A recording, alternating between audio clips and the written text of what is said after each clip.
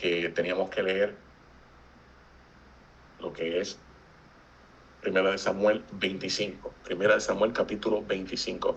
Nosotros vamos a encontrar en palabras, en expresiones, connotaciones que nos va a llevar a unos días en específico. Así que vamos a ir a la lectura. Al final, cualquier duda que surja, usted lo anota y luego vamos a estar tratando de discutir las mismas. Primera de Samuel 25. Dice, en Mahón había un hombre que tenía su hacienda en Carmel. Ahora, este Carmel no puede ser confundido con el monte Carmelo. Esta es una área en el sur de Israel. Era muy rico. Tenía 3,000 ovejas y 1,000 cabras. Y estaba esquilando sus ovejas en Carmel. Aquel hombre se llamaba Nabal. Y luego vamos a buscar qué significa Nabal. Y su mujer Abigail. Aquella mujer era inteligente y hermosa apariencia. Pero el hombre era rudo y de mala conducta. Era del linaje de Caleb. Todos sabemos que Caleb viene de una familia conversa que provenía de la línea de Judá. Pero Caleb significa perro. Y en la figura de Nabal nosotros vamos a ver el prototipo de un falso Mesías. Supo David. David, recuerde que en ese momento era rey ungido, pero no era un rey coronado aún. Se encontraba en el desierto. Esto es importante. David estaba en esa región. ¿Por qué es importante? Por lo que vamos a hablar en el final. Así que, mucha atención. Supo David que en el desierto estaban Nabal girando sus ovejas. Entonces envió David 10 jóvenes y les dijo, subid al Carmel e id a Nabal, saludadlo en mi nombre y decidle, paz a ti, a tu familia, paz a todo cuanto tienes. O sea, shalom. Buscas el texto hebreo y te está hablando de shalom. Estas 10 personas que está enviando David, la palabra en hebreo, en el español o en inglés, simplemente dice enviándolos. Pero detrás de enviarlos se encuentra el término sheliachim. Los sheliachim son emisarios y todo aquel que ha estudiado el principio de los emisarios, de lo que se le conoce como la agencia también. Agencia divina, en este caso no son divinos, son hombres, pero estamos hablando de David. La mayoría de las personas, específicamente en el sur de Israel, donde estaba la casa de Judá, conocían que David había sido ungido para ser rey. Así que estas personas no simplemente eran unos enviados de David, no, eran unos emisarios. Nosotros sabemos que lo que le hagas al emisario, específicamente de la talla de David, si lo tratas bien o lo tratas mal, todo esto es como si se lo estuvieras haciendo directamente a David. Así que no es cualquier cosa, no son cualquier enviados o amigos o hombres de David, si son, vamos a ponerlo de este punto, son representantes de David. Y estos van como un mensaje. Shalom a ti, shalom a tu familia, todo lo que tienes. He sabido que tienes esquiladores. Ahora bien, tus pastores han estado con nosotros. No los tratamos mal ni les faltó nada en todo el tiempo que han estado en el Carmel. Pregunta a tus criados y ellos te dirán. Alguien, por tanto, estos jóvenes, gracias a tus ojos, porque hemos venido en un buen día. Entonces vamos a hacernos unas preguntas de qué está hablando David. ¿Cuál es el mensaje que le está dando a estos emisarios? Primeramente, tenemos que tener en cuenta que en el lugar, en el campo donde se encuentran estos esquiladores, que deben ser bastantes porque tienen bastante ganado, hay personas que están por el área, personas que quizás no tienen buenas intenciones. Y David, en otras palabras, le está diciendo, nosotros hemos cuidado de todos ellos. Hemos estado pendientes de todos ellos. Nada les ha ocurrido. Han estado bien porque estamos aquí nosotros. Ahora, hemos venido en este buen día. Eso es lo que dice en el español. ¿De qué día está hablando ahí? ¿De qué se trata esto? Buen día. Quiero responder a esa pregunta antes de terminar el texto. Este es el texto hebreo. En la segunda línea está hablando de ese buen día y dice, Kial Yom Tov Vanu. Yom Tov. Entonces, ¿qué significa Yom Tov? Literalmente dice día bueno, pero esto es una expresión que habla de algo más que un día bueno. No simplemente le está diciendo un buen día. No, un Yom Tov es algo sumamente especial. Esta frase de Yom Tov nosotros la podemos ver en la cobertura de los halot. Por favor, siempre cubran su pan. Le digo esto porque veo muchas fotos con panes espectaculares, pero no los cubren.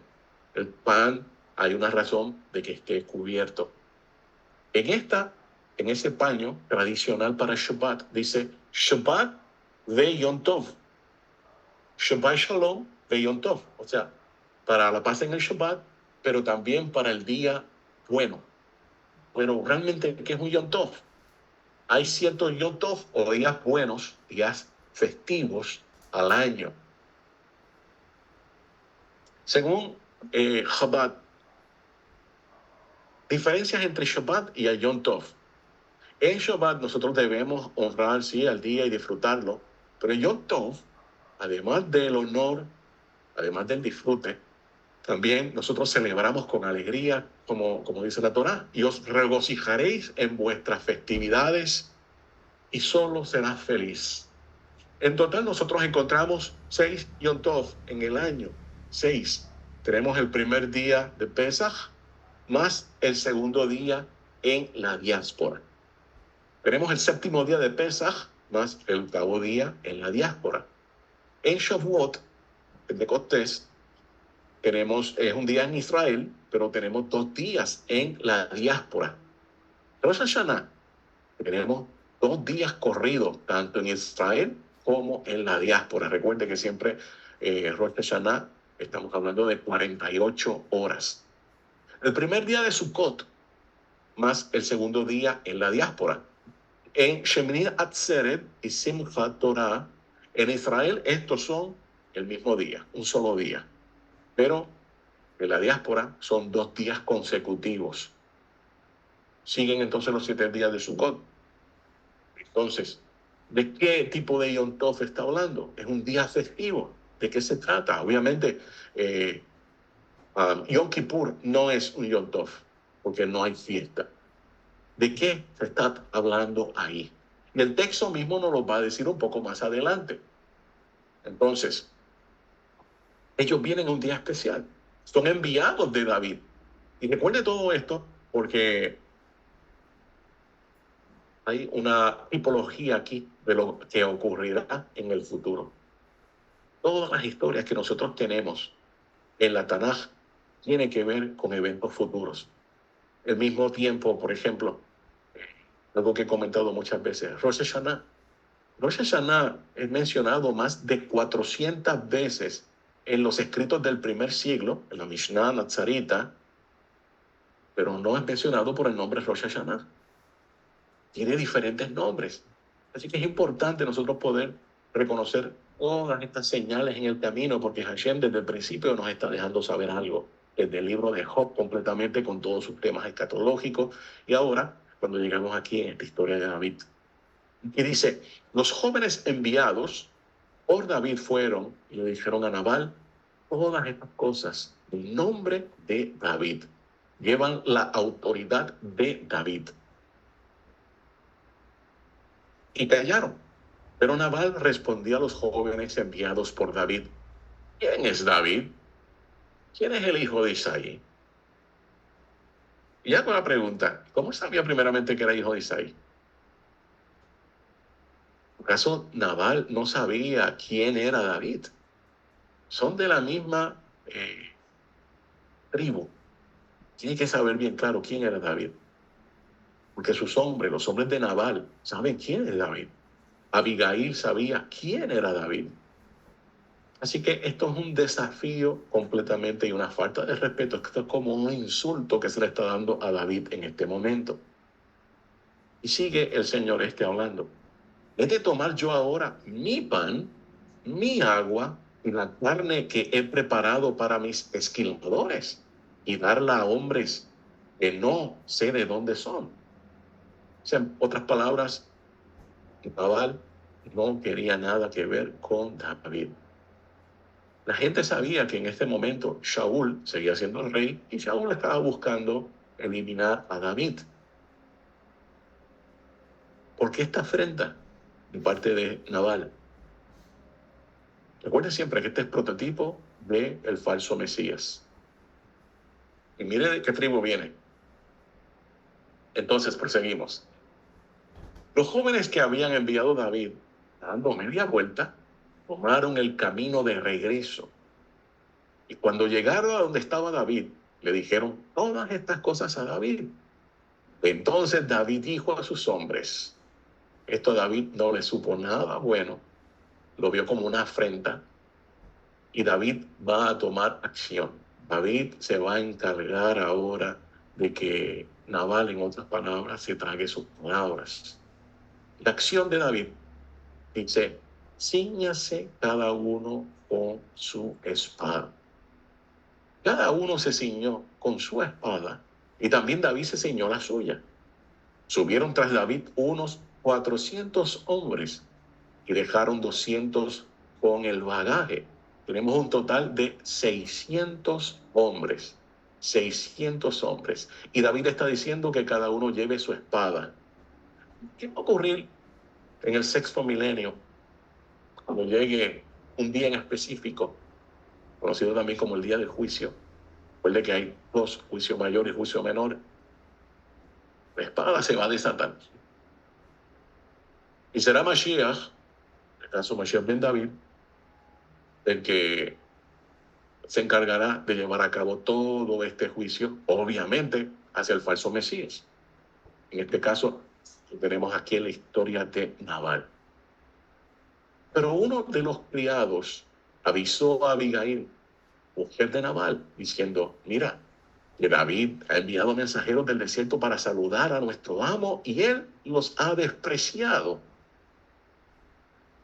El siervo de Nabal sabía muy bien quién era David. Y ahora le está contando directamente a Abigail. Y yo hago esta pregunta, ¿por qué le está contando a Abigail? ¿Por qué no va a hablar a donde su amo a decirle, por favor, recapacita, mira lo que puede ocurrir? Abigail era una mujer entendida, como la describe el texto. Era una mujer temerosa de Hashem. Abigail conocía muy bien quién era David y de lo que era capaz de hacer David. Y esta es la historia que le está narrando ahora este siervo de Nabal. Dice, aquellos hombres han sido muy buenos con nosotros. Está hablando de los hombres de David. Y cuando estábamos en el campo, nunca nos trataron mal, ni nos faltó nada en todo el tiempo que anduvimos con ellos. Muros fueron para nosotros de día y de noche. Todos los días que hemos estado con ellos apacentando las ovejas. Ahora pues reflexiona y mira lo que has de hacer, porque ya está decidida la ruina de nuestro amo y de toda su casa, pues él es un hombre tan perverso que no hay quien pueda hablarle. ¿Cuándo comienzan las decisiones de los juicios? Todos nosotros sabemos que el juicio comienza en Rosh Hashanah. Y tenemos una extensión de tiempo por 10 días para trabajar la situación y ver si Hashem nos da la clemencia, ¿verdad?, que le estamos pidiendo para que todo salga bien. Así que todo esto está detrás de estas palabras. Tomó Abigail a toda prisa 200 panes. Y literalmente en hebreo dice lechem, panes. No dice matzah ni nada por el estilo. Dice panes y esto implica de que ya están leudados.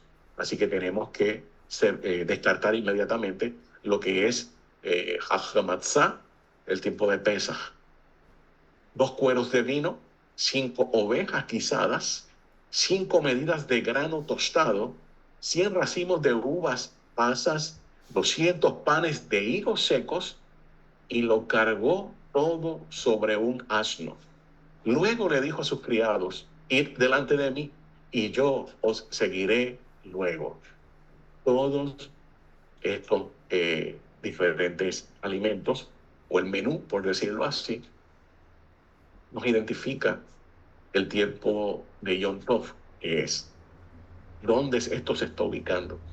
Por eso es algo bien importante que cuando llegan los diferentes Yom Tov, por ejemplo, Shavuot, nosotros sabemos que todo está relacionado con lo lácteo. Y es menester que nosotros preparemos el tiempo del Shavuot con lo lácteo. Cuando llega entonces el tiempo de Rosh Hashanah, todo se modifica y ahora tenemos frutas, ahora tenemos pasas, tenemos higos, tenemos miel de dátiles, tenemos granadas, tenemos muchas otras cosas. Y esto es necesario que se involucre cuando llegue el Yom Tov, vuelvo y digo, para nosotros poder entender las temporadas. Una persona que nace criada en todo este sistema se va a dar cuenta inmediatamente de qué fecha o qué Yom Tov se está hablando, simplemente por el menú que está llevando Abigail. Prosigo. Pero nada declaró a su marido Nabal. Montada en un asno, descendió por una parte secreta del monte, mientras David y sus hombres venían en dirección a ella, y ella le salió al encuentro. Hago esta pregunta: ¿en qué momento del año nosotros podemos ir a buscar a nuestro rey porque está accesible, porque se despasea en el campo? Yo sé que algunos de ustedes ya tienen la respuesta, ya saben por dónde yo vengo, porque aquí está la evidencia. Los más nuevos pues todavía están de qué están hablando, pero nosotros tenemos un tiempo de preparación, de hacer shuvah, de venir al Creador delante del Todopoderoso antes de que llegue el juicio. El tiempo de los Selijot, que comenzamos 40 días antes de Yom Kippur. Y siempre hay una expresión que se dice: aprovecha porque el rey está en el campo. El rey está disponible. El rey no está en su palacio. El rey salió y ahora se encuentra despaseándose por su campo. Algo que constantemente uno está haciendo y recalcando específicamente en el tiempo de arrepentimiento, en el tiempo de los Selijot. Estamos hablando en el tiempo del mes de Elul.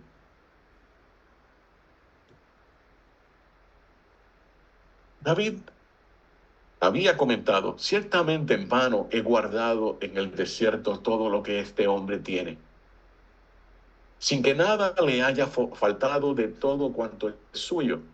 Y él me ha devuelto mal por bien. Traiga Elohim sobre los enemigos de David el peor de los castigos, que de aquí a mañana no he de dejar con vida ni a uno solo de los que están con él. Así que David venía ya con un juicio, lo había dicho, todo el mundo sabía cuál era el plan a seguir. Juicio para todo el mundo, para toda la casa de Nabal, todos. Y esto nosotros podemos conectarlo inmediatamente con ese día que comienza el juicio. Cuando Abigail vio a David, se bajó enseguida del asno e, inclinándose ante David, se prostró en tierra y, echándose a sus pies, le dijo: que caiga sobre mí el pecado, señor mío, pero te ruego que permitas que tu sierva hable a tus oídos y escucha las palabras de tu sierva. No haga caso ahora, mi señor, de ese hombre perverso, de Nabal. Ese es su esposo, pero ella parece que no la está pasando bien ahí.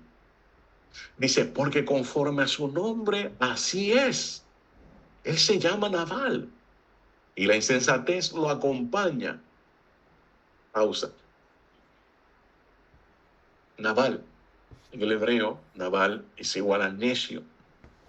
Nabal también en el hebreo se le conoce como un rasha, un malvado, uno que está inscrito en el libro de los malvados de los perversos, en el tercer libro que nosotros ya hemos hablado tantas veces. Y obviamente es descrito como una persona dura, una persona fría, una persona que no le importa nada, una persona egoísta. Tipología, vuelvo y recalco, de el falso Mesías. Pero yo, tu sierva, no vi a los jóvenes que tú enviaste. Ahora pues, Señor mío, vive Hashem, y vive tu alma, que Hashem te ha impedido venir a derramar sangre y a vengarte por tu propia mano. Sean pues como se ha dado a los hombres que sigue a mi Señor. Y te ruego que perdones a tu sierva que está en esta ofensa, pues Hashem hará de cierto una casa perdurable a mi Señor, por cuanto mi Señor pelea las batallas de Hashem, y no vendrá mal sobre ti en todos tus días. Abigail sabía muy bien quién era David. Abigail sabía las hazañas que hacía Hashem por medio de David. Así que esto no ha de extrañarse. Los siervos también de Nabal lo sabían, porque uno de ellos fue con toda la historia a donde ella. A Nabal no le importó.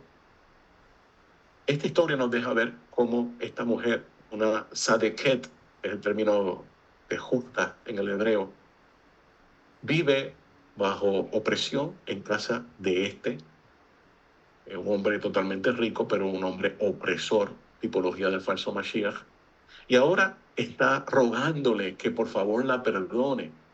Ella también es vista como Israel. Israel llega el momento de rogar, de pedir perdón, y esto conecta obviamente con el tiempo de los Selijot, con el tiempo de Rosh Hashanah, del juicio mayor. Algunos de ustedes podrán decir, no, se refiere a Yom Kippur. Vamos a ver qué dice el texto. Aunque alguien se haya levantado para perseguirte y atentar contra tu vida, con todo, la vida de mi Señor será atada a las de los que viven delante de Hashem, tu Elohim, mientras que Él arrojará las vidas de tus enemigos como quien las tira con el cuenco de una onda. Cuando Hashem haga con mi Señor conforme a todo el bien que ha hablado de ti, y te establezcas como príncipe sobre Israel. Entonces, interesante mencionar como príncipe, recordando siempre que los reyes de Israel son príncipes delante de Hashem, son reyes en la tierra, pero para Hashem son príncipes. Entonces, Señor mío, no tendrás motivo de pena ni remordimiento por haber derramado sangre sin causa o por haberte vengado con tu propia mano. Guárdese, pues, mi Señor, y cuando Hashem haya favorecido a mi Señor, acuérdate de tu sierva. Ella sabía cómo hablarle a una persona, en el caso de David, ya todavía no es rey, pero va a ser rey. Sabía cómo llegar. Y esto es algo que nosotros tenemos que aprender de cómo poder dirigirnos delante del Creador, de utilizar ese lenguaje real, que también lo encontramos en la Megilá de Esther, en el libro de Esther. Cuando ella le habla al rey, la forma que le habla, las palabras que utiliza, todas estas palabras nosotros las utilizamos cuando queremos venir delante del Todopoderoso. De Todopoderoso, que nunca se nos puede olvidar que es el Rey del universo. No es nuestro amigo, no es nuestro, como dicen en Puerto Rico, nuestro pana, es el Rey del universo. Y hay que tener un respeto bien grande, hay que tener un vocabulario exacto, un vocabulario que solamente lo encontramos en el libro de oración, en el Sidur, para hablar con Hashem. Una vez uno domina el Sidur, pues lo internaliza y no es necesario tantas veces que uno esté mirando el libro, porque ya uno sabe, uno conoce qué dice y cómo se emplea. Continuamos con la lectura. Y dijo David a Abigail, bendito sea Hashem, Elohim de Israel, que te envió para que hoy me encontrases. Y bendito sea tu razonamiento, bendita tú que me has estorbado hoy de ir a derramar sangre y a vengarme por mi propia mano. Todo esto es un vocabulario del tiempo del juicio. Porque vive Hashem, Elohim de Israel, que me ha defendido de hacerte mal, que si no te hubiera dado prisa en venir a mi encuentro, de aquí a mañana no le hubiera quedado con vida a Nabal ni un varón. Y recibió David de su mano lo que le había traído y le dijo, sube en paz a tu casa. Y mira que he oído tu voz y te he tenido respeto. Y Abigail volvió a Nabal, he aquí que él tenía banquete en su casa como banquete del rey. Pregunta, ¿qué día nosotros estamos celebrando una fiesta para el rey? ¿Qué día nosotros celebramos la coronación del rey? Y también, cuando el rey obviamente se corona como el rey de la creación, y cuando sea coronado el rey, en este caso Mashiach, como habla Daniel capítulo 7, Rosh Hashanah. Vamos a ver lo que dice aquí la historia todavía. Y el corazón de Nabal estaba alegre y estaba completamente ebrio, por lo cual ella no le declaró cosa alguna hasta el día siguiente. Recuerde que son 2 días de Rosh Hashanah. Por la mañana, cuando ya a Nabal se le había pasado el efecto del vino, le refirió a su mujer estas cosas y desmayó su corazón en él y se quedó como una piedra. Y 10 días después, Hashem hirió a Nabal y murió. ¿Qué ocurre luego en los 10 días, verdad? Desde Rosh Hashanah hasta, obviamente, el 10º día, nos llega Yom Kippur. Comenzamos con el juicio mayor y terminamos con el juicio menor, donde el rey dicta la sentencia. Y aquí es donde claramente nosotros podemos decir qué día era, porque lo tenemos esos 10 días ahí. Y esto es importante, familia, de poder hacer esta conexión.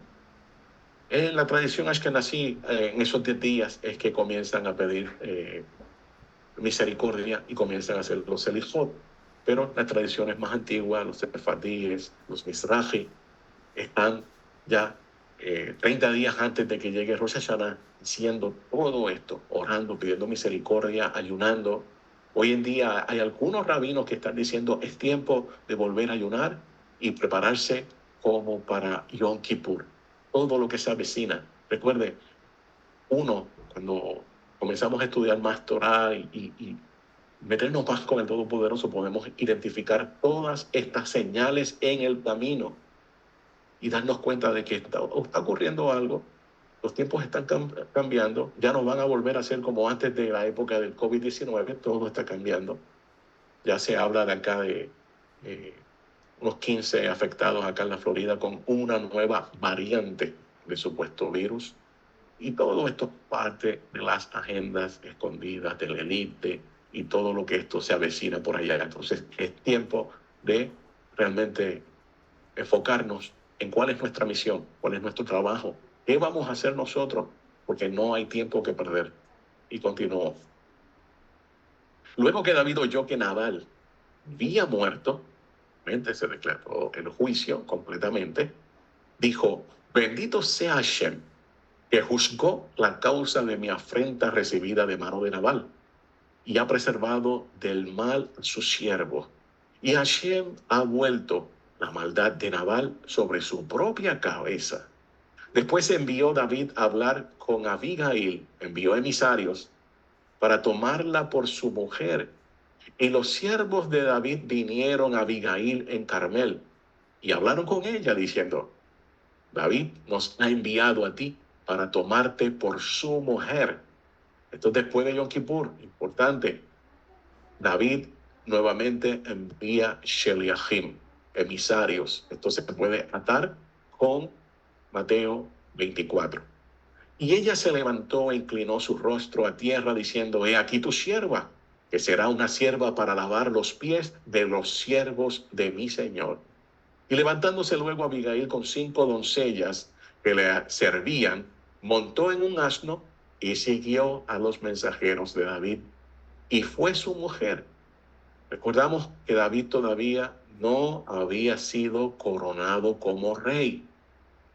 También David tomó a Ahinoam de Jezreel, y ambas fueron sus mujeres, porque Shaul había dado a su hija Mical, mujer de David, a Palti, hijo de Lais, que era de Galim. David entonces aparece con dos esposas. Interesante, dos esposas. Habíamos hablado un tiempo atrás de la cajal escatológica de la congregación escatológica versus la congregación que no era escatológica, que no estaba en el tiempo, que no estaba apercibida de las señales en el camino. Se puede compararlo también con las 10 vírgenes, 5 que tienen Torá, 5 que no tienen Torá, 5 que tienen aceite en sus lámparas. Recuerda que el aceite sale de la oliva o el olivo. El olivo es una representación de Israel. Estas 5 que tienen Torá, que conocen los tiempos, que saben, porque están analizando y siempre están orando y siempre están velando y siempre están estudiando, saben cuándo están ocurriendo las cosas, versus las otras 5 no tienen Torá. No pudieron distinguir qué iba a ocurrir. Y esto, pues obviamente estamos hablando del otro campamento, que es parte de Israel. Es parte de Israel porque han entrado en un convenio, han reclamado, aunque el Mesías desde otro punto necesitan conocer la verdad, necesitan llenar sus lámparas de aceite de oliva, o sea, necesitan conocer su identidad, el bagaje, la herencia y todas estas cosas para que puedan estar en el mismo bote de las otras 5 vírgenes prudentes. Pero es interesante porque tiene 2. Y todo esto, ¿verdad? Vuelvo y recalco, está aconteciendo antes de que él sea rey coronado. Es rey ungido, todavía no coronado. Esto ocurre para el tiempo de Yom Kippur. Entonces, tenemos que hacer la pregunta: ¿podremos encontrar algo más que nos hable de la resurrección de los justos en el tiempo de Rosh Hashanah? Porque aquí está hablando específicamente a un tipo de audiencia que está viviendo en opresión, está viviendo con Nabal, con el falso Mesías. A este momento, ya los sadiquims o los justos han sido removidos. Piensen eso, mediten eso, esto es importantísimo. Puntos que resaltan. Bueno, como dije, algunos de los regalos que le llevó a Abigail todavía se utilizan hoy en día en Rosh Hashanah. Por eso dije al principio que una persona que se haya criado conociendo los Yom Tov, conociendo cuáles son sus menús, puede inmediatamente decir: esto pertenece a Rosh Hashanah. Y esto es importante. Algunos dirán: eso es rabínico y todo, pero hermano, tiene que pensar que todavía faltan unos 800 años para que surjan los rabinos. Aquí estamos hablando simplemente de una narración en la Tanaj, mucho antes de la época de los rabinos. Todavía ni siquiera está el primer templo, ni nada por el estilo. Así que esto es importante. Esto es cómo Hashem ha hecho este gran diseño de todo lo que va a acontecer hasta los últimos tiempos, y los está mostrando desde el principio. Como dije, Job, el caso ahora de David, tenemos muchas otras historias, el caso de Pinjas, eso, hay muchas otras historias. David está en el campo, alude a ese tiempo de preparación para Rosh Hashanah. Nosotros estamos ahora mismo en un tiempo, y esto es abriendo un paréntesis en el tema que estamos hablando, un tiempo donde hay mucha indiferencia en el pueblo. Estoy hablando de las personas que siguen Torah. Los que no siguen Torah, imagínense. No le importa el prójimo. No hay shalom. Shalom me refiero que no hay unidad. La palabra shalom también significa que hay unidad, pero no hay shalom. Escasea, como dije al principio, uno de los motivos para ayunar, esa vida de comunidad. Estamos hablando de comunidades Torah observantes, de compartir, más allá de verlo, si acaso una vez en Shabbat. Nosotros, en este caso, vamos a decir que deberíamos ser como Abigail. Supo inmediatamente qué hacer. Supo cómo reaccionar. Ella no perdió tiempo. Ella no dijo, déjame orar para ver si el Eterno me lo revela o algo por el estilo. Ella simplemente escuchó el mensaje que le estaban trayendo y sabía que venía un peligro inminente. Inmediatamente se movilizó, preparó todo y actuó. Una mujer sabia, una mujer que eh, simplemente se deja, vamos a decirlo así, actúa con lo que está viendo en el camino porque es suficiente. Tienes las señales ahí claras. ¿Qué más vamos a esperar? Muchas veces las personas esperan que baje un ángel del cielo, que una voz le hable, que sueñe algo, que lo marque y que digan, esa es la razón, esa es la luz verde, tenemos que actuar. Cuando todas estas señales están aquí en la Torah, simplemente vamos a hacer la asignación. Sí, yo no estoy diciendo que Hashem hable de otras maneras, pero muchas veces lo que es obvio está ahí delante de nosotros y se espera tener una confirmación o vamos a ver que alguien más lo haga. Tenemos que hacer una pregunta porque Hashem nos deja saber todas estas cosas hoy en día. ¿Por qué Hashem? Bueno, muchas personas enseñando Torah a nivel del mundo, en Occidente, muchísimas. Hay unas cuantas miles. Pero solamente es un grupo pequeño que Hashem da la oportunidad de poder indagar en todo esto que ha quedado oculto por tantos siglos, de poder descifrar, de poder armar, vamos a decirlo así, este rompecabezas. Todo tiene un propósito. No significa que nosotros somos mejores que los demás, pero la misión es diferente. Y todas estas cosas son necesarias poder comprenderlas en este tiempo. Y no solamente comprenderla, internalizarla y seguir buscando, porque esta semilla hay que esparcirla, hay que regarla. Y pedimos al Todopoderoso que por favor nos extienda un poco más del tiempo. Muchas veces, si tengo que decirlo así, muchas veces nosotros damos por sentado que mañana vamos a estar aquí, que mañana todo va a ser la misma rutina de todos los viernes, preparación para el Shabbat, todas las cosas. Y si no, nos extrañaría, mire la fecha que estamos nosotros viviendo. Siempre el plan del Todopoderoso que está desde el principio de los tiempos ya establecido, siempre van a ser en tiempos claves, en fechas claves. Pero si somos removidos de la cultura, si no queremos saber nada de la tradición, porque eso es rabínico, tenemos problemas. Eso es un tipo de antisemitismo también.